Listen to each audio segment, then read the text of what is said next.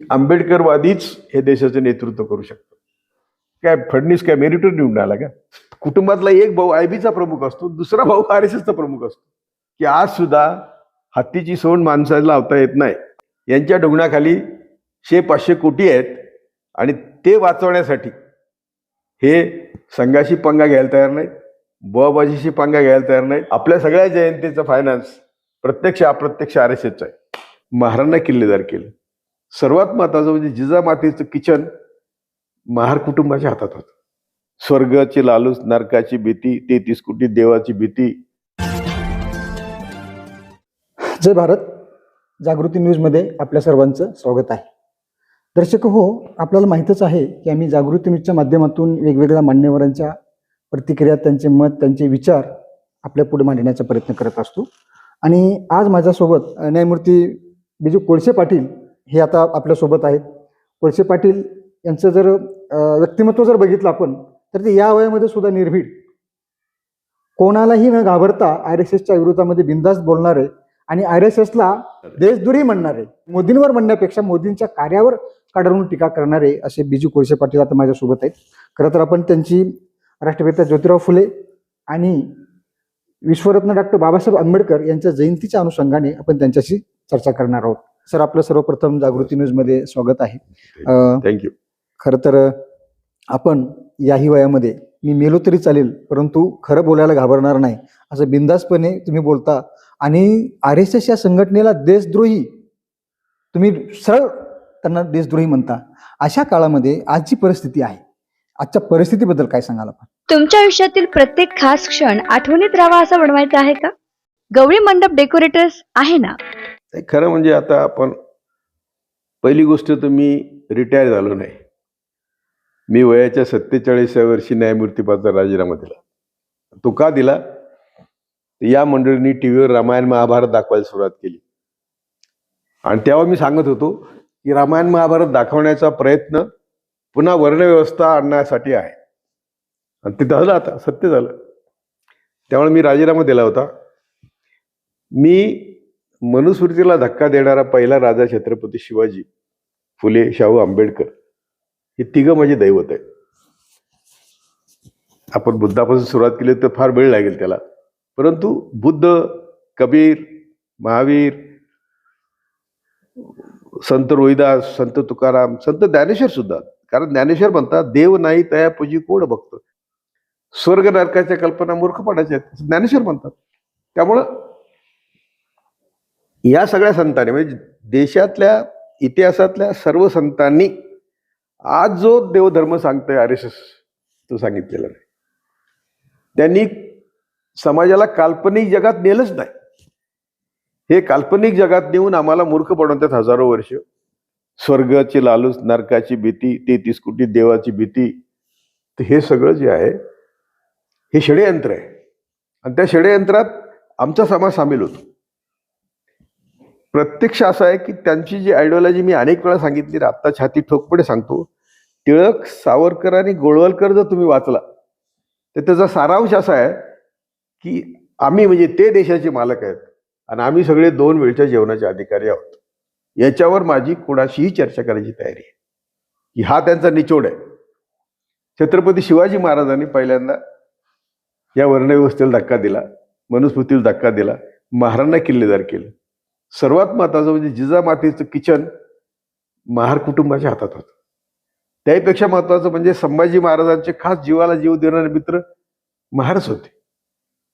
आणि त्या पोरांनी जेव्हा संभाजी महाराजांना मोगलांच्या सैन्याने अटक केली तेव्हा ते तलवारी घेऊन त्यांच्यावर धावले. त्यांना माहित होतं की आपलं मरण ठरलेलं आहे, तरी धावले. ते असं प्रेम होतं त्यांचं. तेव्हा अशा परिस्थितीमध्ये आपण आज मराठी, महार, बौद्ध, माता, म्हणजे जे हे चालवलेलं आहे हा सगळा संघाचा खेळ आहे आणि आम्ही त्याला बळी पडतो. आज मितीला जर आपण बघितलं तर आंबेडकरवादी जनता खूप जागृत आहे. प्रत्यक्ष जनता, नेते सगळे मोदीचे मांडीवर आहेत, प्रत्यक्ष किंवा अप्रत्यक्ष मोदीचे मांडीवर बसलेले आहेत. तेव्हा असा संताप येतो. मी तर असं म्हणेल की मी राजीनामा दिला 90 साली, तेव्हा मी मोठ्या दलित नेत्याला पहिल्यांदा भेटलो. सगळे दलित नेते माझ्याकडे येतच होते जज असताना, काशीरामपासून सगळे येत होते. आणि अण्णा हजारेला भेटलो. दोघांनी माझी निराशा केली रे, दोघांनी निराशा केली. आणि माझी इच्छा होती, नको आता नावच घ्यायला नको कोणाचे. तेव्हा आज झाली परिस्थिती काय की बाबासाहेबांची जयंती साजरी करायला पैसे RSSचे लोक देतात, डीजे लावतात, मुलं नाचतात, मी ह्या मुद्द्यावरती येणारच आहे. दारू पितात. नाही हो. बाई, एक मिनिट मला कंप्लीट करू. की शिवाजी महाराज, फुले, शाहू, आंबेडकर, अगदी सयाजीराव गायकवाड यांनी जे आमच्यासाठी केलं ते त्यांचे उत्सव आम्ही साजरे करायसाठी केलेले नाही.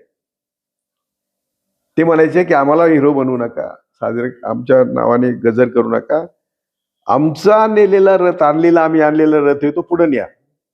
तो 100 वर्ष माग गेलेला आहे. आता विचार, तुला काय विचारायचं? मला हे म्हणायचं एकच वाक्य सांगतो. पण या लोकांनी जे काम केलं आमच्यासाठी, त्यांचा हेतू काय होता की ज्या व्यवस्थेने तुम्हाला हजारो वर्ष पायदळी तुडवलं त्या व्यवस्थेविरुद्ध आम्ही लढायला सैनिक तयार व्हावे म्हणून आम्हाला शिकवलं.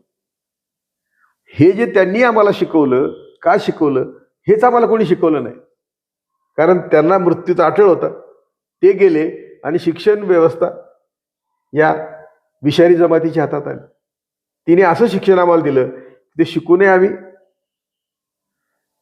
अडाणीच राहिलो. हा, तुम्ही आता म्हणालात की शिकूनही अडाणीच राहिलो, ह्याच मुद्दा. आणि याच्या तुम्ही पूर्वी असं म्हणालात की ही जी लोक जी आहेत ही अंधश्रद्धेच्या किंवा देवाधर्माच्या नादाला लागलेली आहेत.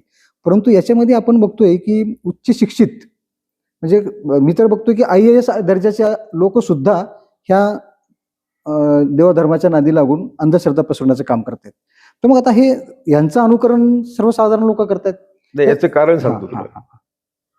हे जे अंधश्रद्धेच्या मागे लागलेले आहेत, उच्च शिक्षित आहेत, संविधानाने आम्हाला विज्ञानवादी केलेलं आहे. संविधानाच्या कर्तव्यामध्येच आम्हाला संविधानाचं पालन आणि विज्ञानवादी भूमिका घेणं. आता हे सगळे IAS IPS आपले असो नाही त्यांचे असो, हे भावाच्या मागे का लागतात? त्याचं कारण यांची नीती ठीक नाही. हे करप्ट आहेत, यांच्या डोंगणाखाली 100-500 कोटी आहेत आणि ते वाचवण्यासाठी हे संघाशी पंगा घ्यायला तयार नाहीत, बुवाबाजीशी पंगा घ्यायला तयार नाहीत. होयबे म्हणून आपला गोतावळा बघतात. त्यातून समाज परिवर्तन होण्याऐवजी मागे गेलेला आहे. म्हणून याचं कारणच हे आहे. सगळे आता काँग्रेसचे लोक सगळे BJPत जातात. कशा करतात?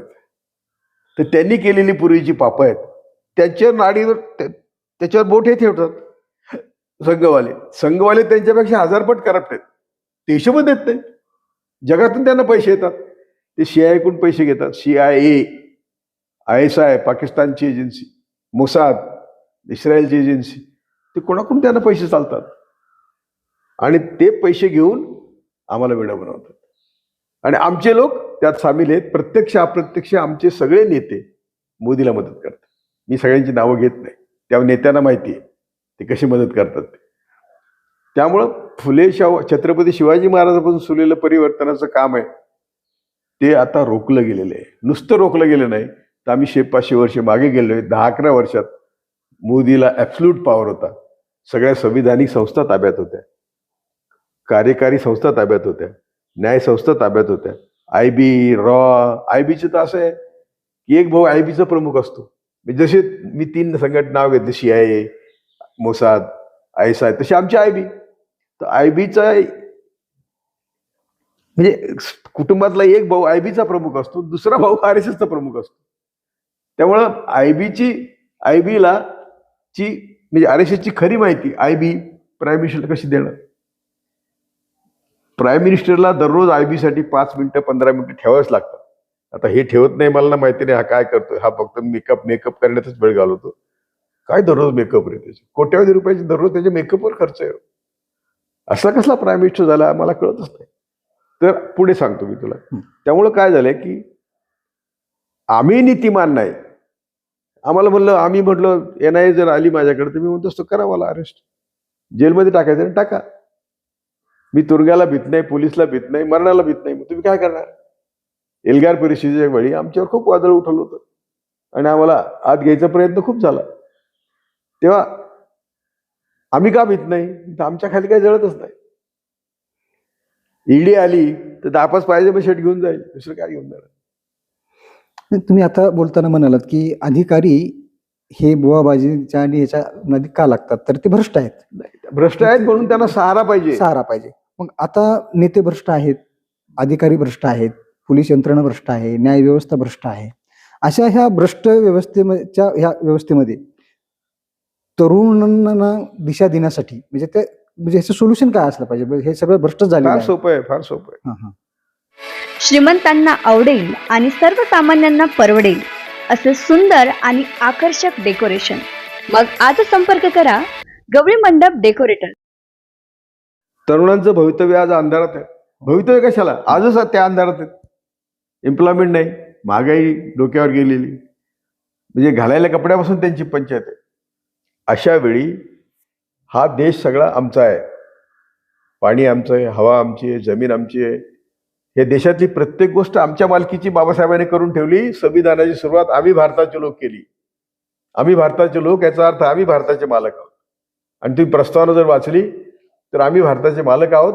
आणि सर्वात महत्वाचा बाबासाहेबांनी इशारा दिला तो बंधुतेचा. आम्ही नुसते मालक होऊन चालणार नाही, तर आम्ही सगळे बंधू आहोत. बंधुत्व हा सर्वात महत्व. मग अशा परिस्थितीमध्ये देशाची संपत्ती कोणाची आहे? आमची आहे. ती सगळी अदानी अंबानीकडे चालली. काँग्रेस हरिश्चंद्र होते असं म्हणणार नाही, तर 2014 पूर्वीचा भारत आणि 2014 नंतरचा भारत यातला फरक दिसतो ना आपल्याला. सगळे सार्वजनिक उद्योग यांनी विकले. यांनी का विकले? तर ते अदानी अंबानीला द्यायचे होते. म्हणजे आमची एवढी मोठी संपत्ती कवडीमोल किमतीला त्यांनी विकली. 100 रुपयाचा माल 20 रुपयाला झालं. आमच्या नोकऱ्या गेल्या. मुख्य आमचा जो धक्का बसला आम्हाला, तो आम्हाला आरक्षण तीच होतं फक्त, ते काढून टाकलं. सरकारमध्ये जे आरक्षण आहे जागा भरतच नाही. त्यामुळे सगळ्या बाजूने तुमची कोंडी झाली. मी 1976 पासून म्हणतो की आंबेडकरवादीच हे देशाचं नेतृत्व करू शकतात. कारण त्यांना ही जाणीव आहे. त्यांचे शत्रू कोण त्यांना माहिती आहे. शीख समाज हा मनुवाद्यांना फार चांगला ओळखतो आणि त्यानंतर आंबेडकरवादी समाज. शीख समाज जर नसता तर ते किसान आंदोलन झालं नसतं. ते किसानचे जे कायदे आले होते ती सगळी शेती देशाची उद्योगपतींच्या ताब्यात देण्यासाठी होती. म्हणजे तुम्हाला त्यांचं लिखित आहे RSSचं की सगळी संपत्ती एकत्रीकरण झालं पाहिजे, केंद्रीकरण झालं पाहिजे, 1-2 लोकांच्या ताब्यात गेली पाहिजे, बाकीच्यांना काही तिचा अधिकार असतो. तेच तक्रार चालू आहे ना आता. मग तेच चालू आहे. म्हणूनच म्हणतो की हे सगळं चाललं असल्यामुळं तू म्हणला ना तरुणांनी काय करावं. तरुणांनी मी तयार आहे रस्त्यावर यायला पाहिजे. नुसतं यायचं नाही तर हे सरकारचं काम ठप्प झालं पाहिजे. आत्ता कुठे जर्मनीत का फ्रान्समध्ये कशाचे भाव वाढले तर सगळ्यांनी गाड्या रस्त्यावर लावून दिल्या. ठप्प झाले, सगळं ठप्प होतं. जर हे आता इलेक्शनने आम्ही जिंकू शकत नाही. मोदी शहाच्या इलेक्शनच्या पद्धती ज्या आहेत त्यांना इलेक्शनने आम्ही जिंकू शकतो. राहुल गांधी प्रामाणिक आहे, गांधीच्या मार्गाने चाललेला आहे, बुद्धाच्या मार्गाने चाललेला आहे. त्याला त्याचा पक्षही साथ देत नाही आणि त्याला हे जगू देणार नाहीत. कारण यांचं प्लॅनिंग असं आहे की गांधी फॅमिली मारल्याशिवाय हिंदू राष्ट्र होत नाही. बाकीच्यांना कोणाला फॉलोईंग नाहीच आहे एवढं. त्यामुळे त्यांनी बरोबर पहिल्यांदा इंदिराजीला मारलं. नेहरूंना मारायचा त्यांचा कट होता. महात्मा गांधी बरोबर नेहरूंना मारायचा कट होता. त्यांनी गांधींना मारलं, त्यांनी इंदिरा गांधींना मारलं, त्यांनी राजीव गांधीला मारलं. त्या मारण्याच्या पद्धती वेगळ्या आहेत. गांधींना त्यांनी डायरेक्ट मारलं ते फसले. इंदिरा गांधींना मारलं तेव्हा यांनी मोर्चा काढला की सुवर्ण मंदिरात खूप मोठा शस्त्रास्त्र साठा आहे आणि त्याच्यावर हल्ला झाला पाहिजे. असं कोणी मोर्चा काढला? संघाने, RSSने, वाडवानीने. आणि मिलिटरीचा प्रमुख वैद्य, RSSचा प्रमुख वैद्य, IB चा प्रमुख वैद्य, त्यांनी ऍडवाइस केलं की फार मोठा शस्त्रास्त्र साठा आहे आणि हे खलिस्तान मागणार आहेत किंवा मागतायत. मॅडमने त्यांच्या इन्फॉर्मेशनवर हल्ला केला सुवर्ण मंदिरात. काहीच नव्हतं. 4-2 बंदुका असणं म्हणजे शस्त्रास्त्र साठा नाही, किंवा 4-2 अतिरेकी असणं म्हणजे शस्त्रास्त्र साठा नाही. तेव्हा मॅडमने सगळी बघितल्यावर मॅडमच्या लक्षात आलं की आपली फसवणूक झाली. तोपर्यंत cat was out of the bag. बरोबर. त्यांना मारलं शिखांनी. राहुल गांधीला, म्हणजे कोण ठरवतंय, त्यांचा नॅशनल ऍडवायझर, तो RSSचाच असतो, तो नॅशनल ऍडवायझर ठरवतो. राहुल गांधीला त्यांनी श्रीलंकेला पाठवलं LTTच्या विरुद्ध. काय कारण होतं? LTTचे आपले लोक होते. असा राहुल गांधीचा काटा काढला. ते त्यांना माहित सगळं प्रत्यक्ष. करकरेला मारलं. करकरेनीच महात्मा गांधीपेक्षा मोठी कॉन्स्पिरसी यांची शोधून काढली. ब्राह्मण असून सगळे मुसलमान आत टाकले होते, ते बाहेर काढले आणि सगळे RSSचे लोक आत टाकले. प्रज्ञा ठाकूर असेल, कर्ण पुरोहित असेल, म्हणून त्यांनी कट केला. तिकडून अतिरेकी आले पाकिस्तानकडून, ते खरं आहे, पण ते तिकडेच होते, ताज आणि ओबेरॉय. बरोबर. ते इकडे छत्रपती शिवाजी टर्मिनसकडे किंवा कामा हॉस्पिटल समोर आले नाही. इकडे त्यांनी दुसरा कट रचला आणि हिंदुत्ववादी आतंकवाद्यांनी करकरेला मारलं. कारण एक बॅलिस्टिक एक्सपर्ट बनतो की इस्माईल आणि कसाबच्या बंदुकीतून निघालेल्या गोळ्यावर करकरे मेलेले नाहीत. तेव्हा अशा परिस्थितीमध्ये आपल्याला सगळी परिस्थिती समाजाच्या पुढे मांडली पाहिजे. आपल्याला मांडायला साधनं नाही. तर तुझ्यासारखं आमच्याकडे येतो इंटरव्ह्यूला, एवढंच, कोणी येतच नाही आणि भीतात आम्हाला. तर अशा परिस्थितीमध्ये आता आम्ही यांना इलेक्शनमध्ये हरू शकत नाही, आम्ही यांना पैशाने हरू शकत नाही. आम्हाला जनसंख्येनीच यांना हरवलं पाहिजे. तुम्ही आता म्हणालात की तरुणांनी रस्त्यावरती आलं पाहिजे, परंतु भारतातली परिस्थिती अशी आहे की तरुण जो आहे तो मोबाईलमध्ये रील्स चालण्यामध्ये फार गुंतलेला. तेच सांगतो, त्यांनी समजून घेतलं पाहिजे की आपल्या याच्यात घात आहे. आणि त्यांनी पुन्हा फ्री केलंय ना, इंटरनेट फ्री केलंय. तेच सांगतात की बसा अडकून त्याच्यात. ही त्यांची कशाला, क्रिकेटचा आमचा काय संबंध आहे? तू खेळत जा, दर रविवारी मोकळ्या शेतात क्रिकेट खेळतो आणि त्याचा पुढारी तिथं बसलेला असतो आणि तो त्याला फायनान्स करतो. अडका त्याच्यात. मंदिरं, सगळ्या मंदिरांना चांगले दिवस आले, शाळा बंद झाल्यात. आणि जेव्हा शाळा बंद होतात तेव्हा मंदिरं आणि तुरुंग भरतात. आता भरले, आपले तुरुंग भरले, नवीन नवीन तुरुंग बांधतात.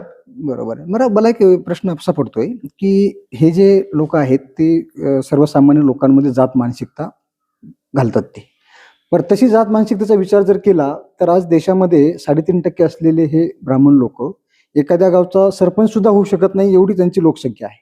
परंतु आज त्यांच्याच विचारावरती केंद्रामध्ये आणि राज्यामध्ये सरकार आहे आणि राज्याचा तो मुख्यमंत्री तेच आहेत.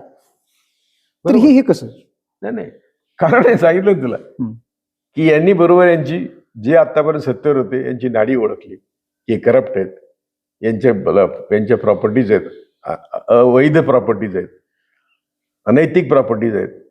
त्याच्यावर बोट ठेवलं की ते पक्षात घेतले ओढून सगळे. एक दुसरी गोष्ट अशी आहे की अजूनही यांच्याकडे बुवाबाजी आहे ना, सगळं आहे, सगळे मंत्रतंत्र ते वापरतात आणि त्यांनी सध्या सत्तेवर कब्जा मिळवला.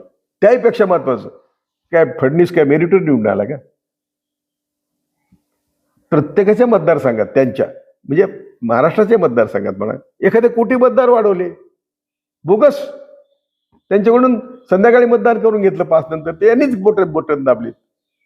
तेव्हा निवडणूक कुठं फेर राहिली? तेव्हा सत्तेवर येणं, मी मगाशी म्हटलं तसं, ते आले सत्तेवर, त्यांना सत्तेवर घालणं फार अवघड आहे. आता महाराष्ट्राची परिस्थिती जी आहे ती म्हणजे सुरक्षेच्या बाबतीमध्ये खूप भयानक दिसते आपल्याला. कुठल्याही पोलीस स्टेशन जाऊ दे रे, टोटल तुला सांगतो की आमचा शेतीप्रधान देश आहे. सरकार कोणाचे असो, त्याने फक्त शेतकऱ्यांचे हित बघितलं पाहिजे. हे काय करतात, समृद्धी, अजून दुसरा कुठला शक्ती मार्ग काढतायत. आता ते समृद्धी मार्ग काहीतरी 7-8 कोटी रुपये पर किलोमीटरला झाला. हा शक्ती मार्ग 107 कोटी पर किलोमीटर, 107 कोटी पर किलोमीटर. तुमचे पैसे देशाचे, शेतकऱ्यांची शेती घेऊन हे रस्ते करून तुम्ही शेतकऱ्यांना देश धडे लावले. एवढेच पैसे जर शेतीत ओतले असते, मनरेगात ओतले असते, त्यांच्याकडून विकासाचं काम करून घेतलं असतं, तर देश विकासात गेला असता. त्यांना विकास होऊ द्यायचा नाही. राष्ट्रपिता ज्योतिराव फुले आणि डॉक्टर बाबासाहेब आंबेडकर यांच्या जयंतीच्या अनुषंगाने मला एक तुम्हाला विचारायचं आहे की जे स्वतःला आंबेडकरीवादी जे लोक म्हणतायत ते आज अनेक आपण बघितलं असेल की कमळाच्या चिन्हावर निवडून आले आणि ते गोळवळकर, हेगडेवार यांच्या विचारांना हे मानतायत. आणि दुसरीकडे जे बीजेपीचे लोक आहेत ते आम्हीच खरे आंबेडकरवादी म्हणतायत. हे सगळं विचित्र चित्र झालेलं आहे, काय सांगाल?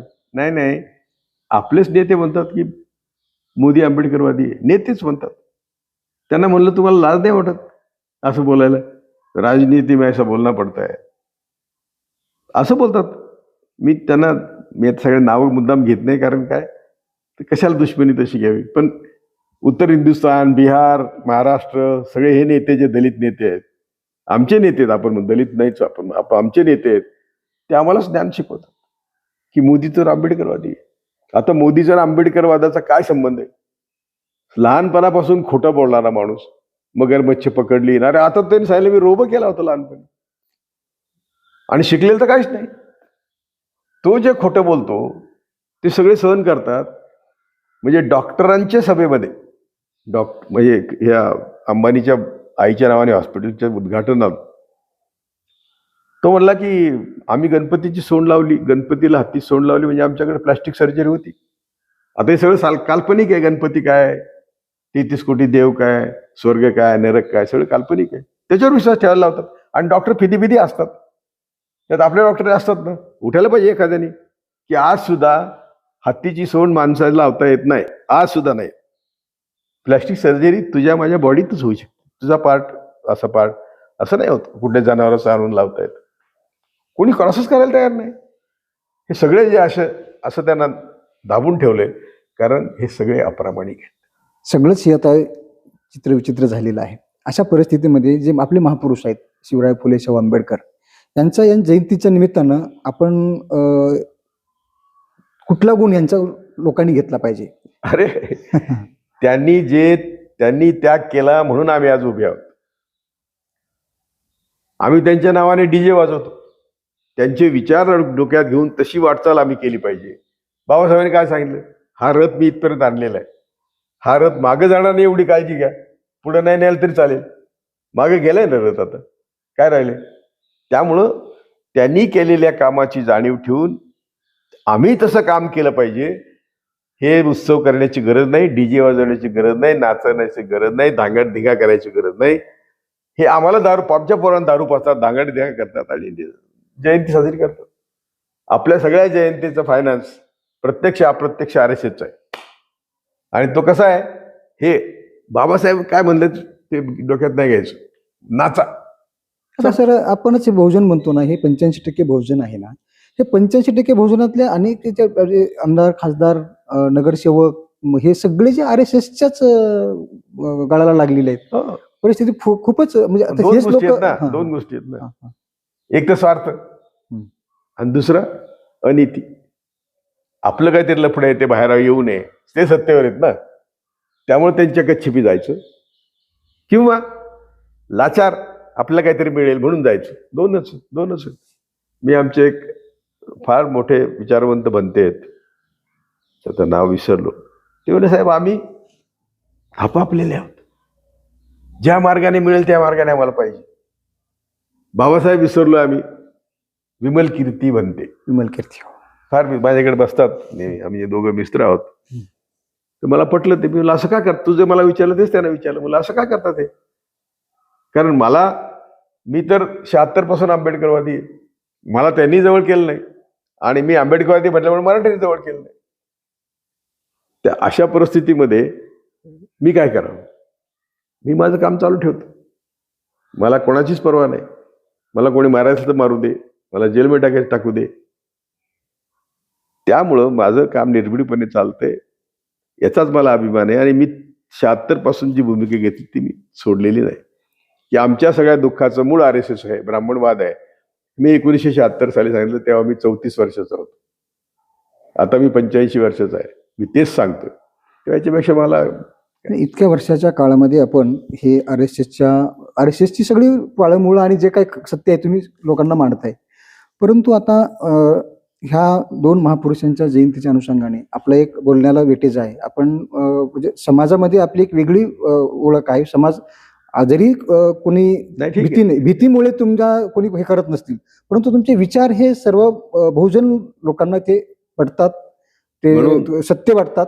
अशा परिस्थितीमध्ये आपण देशभरातल्या बहुजनांना आपला काय संदेश असेल? नाही, माझा विशेषतः बहुजन तरुणांना माझे आव्हान आहे की या सगळ्या महापुरुषांच्या कामाचा अभ्यास करा आणि ते घेऊन घराघरात जा. डीजे वाजू नका, नाचू नका, साजरं करू नका. आता मी तुला सांगितलं की ते प्रभाकर गायकवाड म्हणून औरंगाबादचं, त्यांनी फुलेंचं वाङ्मय, टोटल वाङ्मय 200 रुपयात काढले. असे काही उपक्रम करा. वाटा. मी त्याला म्हणलं मला पण दे 10 कॉपीज. त्याची प्रस्तावना मी लिहितोय, मला 10 कॉपीज दे म्हणलं, विकत घेतो मी वाटतो लोकांना. तेव्हा अशा परिस्थितीत आपण आता विचाराने घराघरात गेलं पाहिजे, डीजेने नाही. तुम्ही कसे आहात? तुम्ही न्यूट्रल आहात ना, तुम्ही कुठला धर्म मानता ना, तुम्ही कुठली जात मानता. मानवता तुमचा धर्म आहे. मग अशा ह्या परिस्थितीमध्ये शिवाजी महाराज वाटून घेतले, महात्मा फुले वाटून घेतले, यांनी वाटून घेतले, यांनी आमची डोकी सडवली. आम्हाला कळायला पाहिजे की 3% ब्राह्मण सोडले आणि वैश्य असतील काय, आम्ही सगळे एक आहोत. आम्ही एका रक्ताचे आहोत, आमचा DNA एक आहे. आता मी सांगितलं शिवाजी महाराजांचे काय संबंध होते. आता अशा परिस्थितीत आपण कोण काय गावागावात ते बबन कांबळे सम्राट चालवायचे, तर ते काय म्हणायचे की जातीवाद्यांनी नवरदेवाला देवळात जाऊ दिले नाही. तर मी त्यांना फोन केला, माझे मित्र होते, म्हणलं त्या नवरदेवाला विचारा, बडव्या तुझं देवळात जायचं काय कारण आहे? देवळाचा आपला काय संबंध आहे? कशाला जायला पाहिजे? म्हणजे आम्ही देवळात जातो म्हणून ते त्याला विरोध करतात. आम्ही नाही जगत. आमच्या घरात एवढं फक्त बुद्ध आहे, आम्हाला अभिमान आहे. माझी आईने स्वतः, आम्ही अनाथ आश्रम चालवतो, 100 मुलं आहेत. आम्ही PG to KG, KG पर्यंत, KG पासून PG पर्यंत शिकवतो मोफत. आईने त्या दिवशी देव सोडून दिले, म्हणले ही माझी पोरं दैवत आहेत. माझी आई 103 वर्षाची होऊन गेली. तेव्हा मला सांगायचं की हा विचार घराघरात पोहोचला पाहिजे. ते आम्ही काम करत होतो. तू विचार, भारतभर आंबेडकरवाद्यांकडून मी रुपया घेतलेला नाही आणि प्रबोधन केले. तेच करतो मी नेहमी. काल दिल्लीला गेलो होतो, तेच माझा विशेष तो आहे. तेव्हा आम्ही सगळ्यांनी प्रबोधन केलं पाहिजे आणि ते करताना निस्वार्थीपणे केलं पाहिजे. लगेच प्रबोधन केलं, वर्षभर केलं, लगेच इलेक्शन लढतो, संपला विषय. सर, आपण जागृत न्यूजला वेळ दिला आणि खरंच तुम्ही जरी मुलाखती मोठी झाली असली तरी याच्यातलं एकही वाक्य असं नाही की समाजाच्या हिताचं नाही. बरोबर आहे. तर आपण वेळ दिला आणि परखडपणे आपले विचार मांडले, त्याबद्दल मी आपले आभार व्यक्त करतो. धन्यवाद. कार्यक्रम कोणताही असो आणि कितीही मोठा असो, हो, संपूर्ण महाराष्ट्रात सेवा उपलब्ध. मंडप आणि डेकोरेशनचं समाधान फक्त गवळी मंडप डेकोरेटर्स.